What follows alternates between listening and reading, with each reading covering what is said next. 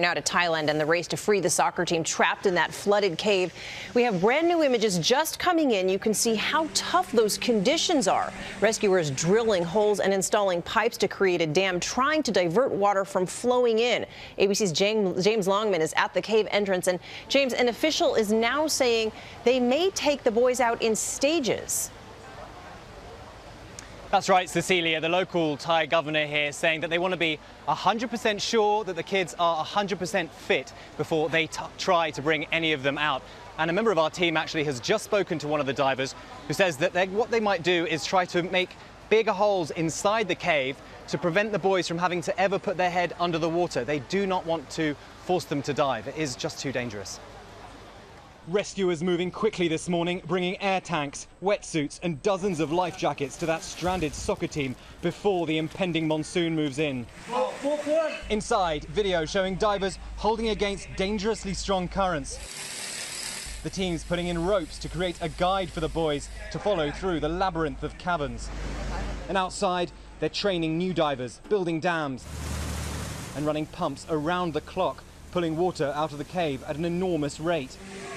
And now the tireless effort seemingly paying off. Authorities say half of that daunting 2.9-mile trek has drained enough that it is accessible without scuba gear. One official telling me that once the water comes down below neck level in the other caves, and at the moment it's here, they hope to fit the boys with life jackets and float them out, one by one. To get a sense of what the team is facing, we went to another cave nearby. These caves go on for such a long way. This one goes on for something like a quarter mile, and even thinking about that just kind of gives you the creeps.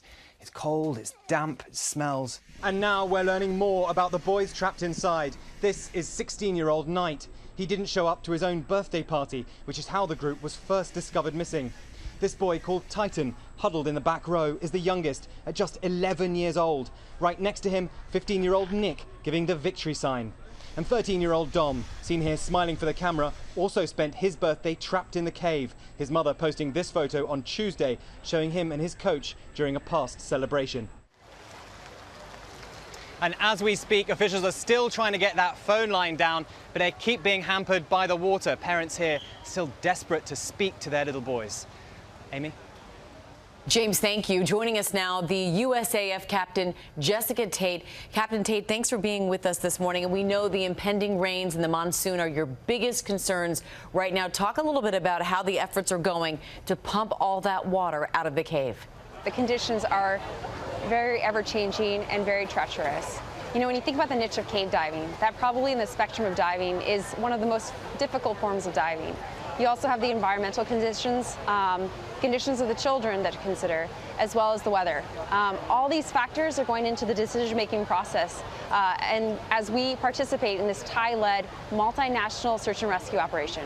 And as you look at your options, Captain Tait, I understand that the best plan right now may be to actually float the boys out of that cave using life jackets. Are you optimistic about this plan? Every course of action that they look at, we provide factors, the risk factors involved, looking at the conditions, and really just kind of where we can support. Whatever decisions made on how to best extract the children in the safest way possible, we're going to be here and back our Thai partners on that. Yeah, and we've seen some of the videos of the boys. They appear to be doing well. Do you have any updates on their conditions, how they're doing? You have everyone working together here around the clock. Putting all their best ideas forth, looking at all the different considerations when it comes to the rain, when it comes to, you know, cave diving and the treacherous conditions there. Everything's going into it, but we're fully supportive and working together. I know those families are there waiting for any word about their potential plan out of that cave. Jessica Tait, Captain Tait, thank you so much for being with us this morning.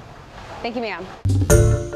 Hi, everyone. George Stephanopoulos here. Thanks for checking out the ABC News YouTube channel. If you'd like to get more videos, show highlights, and watch live event coverage, click on the right over here to subscribe to our channel. And don't forget to download the ABC News app for breaking news alerts. Thanks for watching.